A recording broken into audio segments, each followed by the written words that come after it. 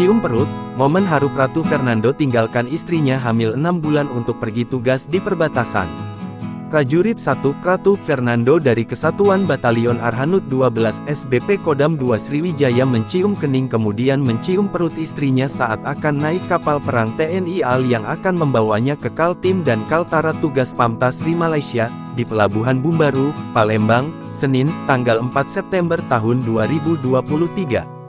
Ratu Fernando bersama 350 personel Batalion Arhanud 12 SBP mendapat tugas menjaga perbatasan Indonesia dan Malaysia di Kaltim dan Kaltara.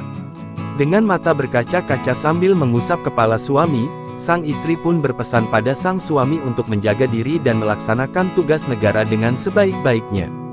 Dikatakan oleh Fernando, dia bergabung di Batalion Arhanud 12 SBP ini sudah 6 tahun dan sekarang sudah menyandang pangkat Balok Merah 2 atau Prajurit 1. Pria berusia 25 tahun ini juga menceritakan usia pernikahan mereka baru masuk 1 tahun dan baru mendapatkan rezeki anak yang kini usia dalam kandungan 6 bulan. Sebagai prajurit harus siap ditugaskan di mana saja kapan saja demi negara.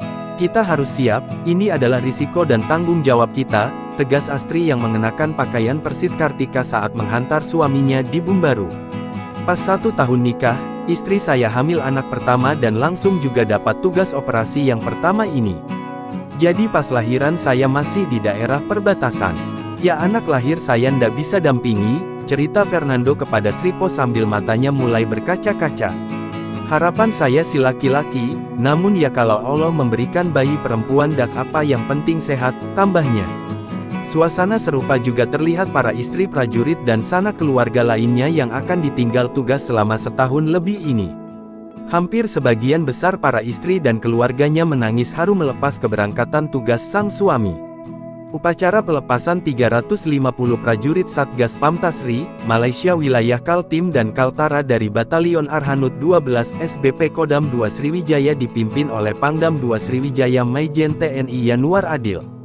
Dalam amanatnya, Maijen TNI Yanuar Adil berpesan kepada personel Satgas untuk mematuhi semua standar operasional prosedur SOP, menghormati kearifan lokal serta menghindari pelanggaran sekecil apapun.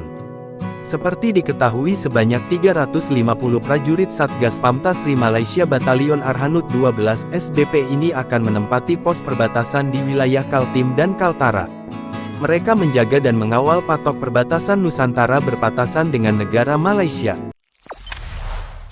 Jangan lupa subscribe, share, komen, dan like ya!